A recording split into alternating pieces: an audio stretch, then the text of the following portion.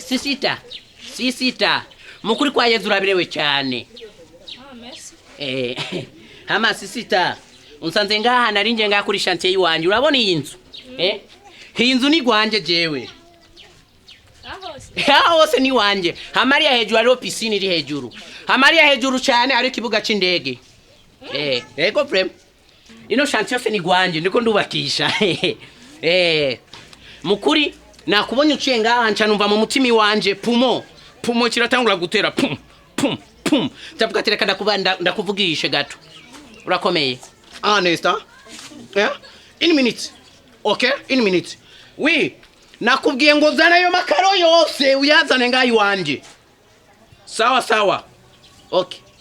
Kurumva rero. Hanyuma jewe encore Nesta. Oui, uchakana gufasha miliyoni 2. Abantu mwama mufise ingorane ndabafashe ukamenga muri utwana tw'imfuvyi. Mais pas de problème, je te donnerai. Je te donnerai. Quand même blisili amena. Kurumva rero. Hanyuma je nagukunze.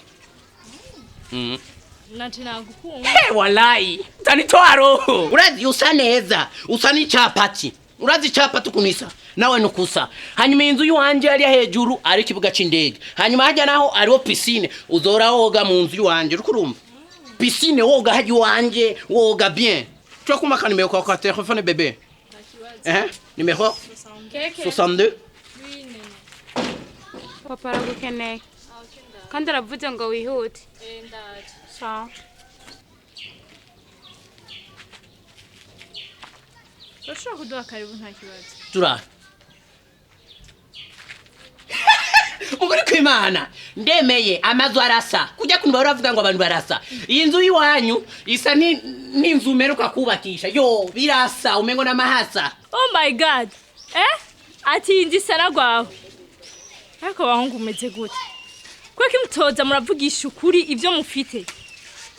Gwisana gwanje mama makaro amapisine waramaze kwinjira bibirimo. Zamuvugisha ukuri ivyo mufite disi.